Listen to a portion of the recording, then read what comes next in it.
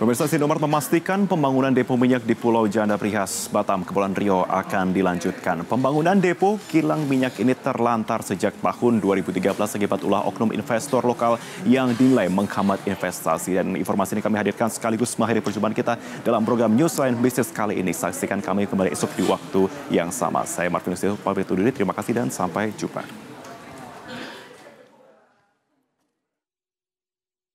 Tahun tersebut sudah dibayar terminal.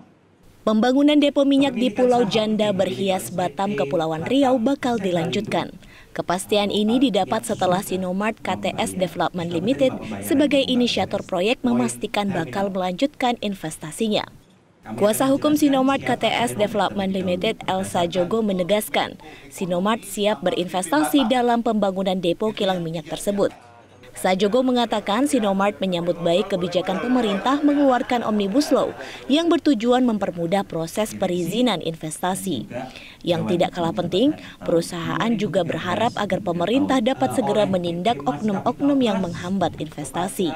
Kan memang banyak deregulasi yang sudah terjadi selama ini, adanya berbagai macam yang Anda tadi sampaikan, Omnibus Law dan lain sebagainya, dengan memudahkan investasi kita. Sinomart masih tetap percaya dengan Indonesia untuk menjalankan investasinya. Namun demikian, sekali lagi, keadilannya, kepastian hukumnya, kepastian berinvestasi ini harus ada. Bahwa mereka sebagai investor yang beretikat baik, mereka ingin menanamkan investasi, mereka tetap mau menjalankan, tapi harus seimbang dengan niatan pemerintah dan juga yang sangat disayangkan ya pemegang saham lokalnya. Pembangunan depo kilang minyak Batam sempat terlantar sejak tahun 2013 akibat terhambat oleh ulah investor lokal. Investor lokal dinilai tidak menjalankan kesepakatan sehingga proyek pembangunan depo minyak Batam lumpuh. Sinomart menandatangani perjanjian kerjasama proyek melalui PT West Point Terminal pada Oktober 2012. Perjanjian kerjasama dilakukan dengan dua perusahaan yang saling terafiliasi, yaitu PT Batam Centralindo dan PT Mas Capital Trust. Nilai investasi proyek pembangunan depo minyak ini mencapai 841 juta dolar Amerika atau sekitar 11 triliun rupiah.